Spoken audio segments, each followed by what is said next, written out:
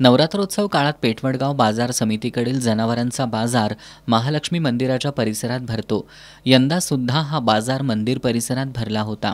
या बाजारात महाराष्ट्र आणि कर्नाटक राज्यातील शेतकरी व्यापारी मोठ्या संख्येनं सहभागी झाले होते. या बाजारात सुमारे 6 कोटी रुपयांची उलाढाल झाली.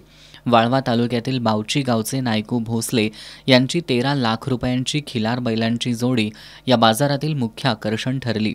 हातकणंगले तालुक्यातील मौजे तासगावचे शेतकरी रावसाहेब पाटील यांच्या बैलजोडीला उच्चांकी 7 लाख रुपये इतकी किंमत मिळाली.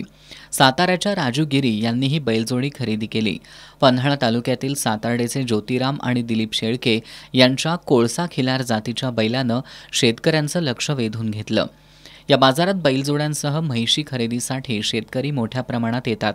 आजच्या बाजारात 40,000 रुपयांपासून 2 लाख रुपयांपर्यंतच्या मुर्हा, म्हैसाणा, पंढरपुरी, दुग्गल, गावठी, जाफराबादी, दुग्धी, मेंढा जातीच्या म्हैशींच्या खरेदी विक्रीचे व्यवहार झाले.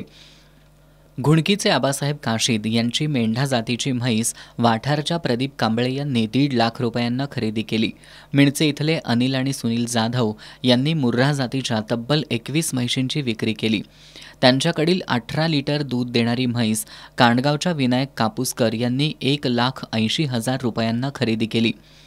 गायींच्या बाजारात सुद्धा मोठी उलाढाल झाली. गीरसारख्या देशी गायींसह HF, होस्टन, जर्सी या संकरित गायींची 40,000 रुपयांपासून 2 लाख रुपयांपर्यंत खरेदी विक्री झाली. शिराळ्याच्या विकास कदम यांची 30 लिटर दूध देणारी HF जातीची गाय कारवेच्या बाबा शिंदे यांनी 1,40,000 रुपयांना विकत घेतली. रेठरे बुद्रुकचे राशीद शिकलगार यांच्याकडील HF गायीची 90,000 रुपयांना विक्री झाली. राज्याच्या विविध भागात झालेल्या अतिवृष्टीमुळे यंदाच्या बाजारात शेळ्या, मेंढ्या आणि बकऱ्यांची आवक कमी होती. जनावरांसाठीचं साहित्य खरेदी करण्यासाठी सुद्धा शेतकऱ्यांनी गर्दी केली होती. आजच्या बाजारात येणाऱ्या जनावरांसाठी बाजार समितीच्या वतीनं चारा, पाण्याची व्यवस्था करण्यात आली होती. बाजार समिती पदाधिकारी, अधिकारी बाजार सुरळीत पार पडावा यासाठी लक्ष ठेवून होते.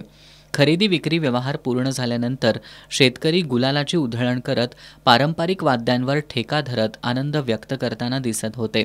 पेठवडगाव पोलिसांनी बाजार परिसरात बंदोबस्त तैनात केला होता.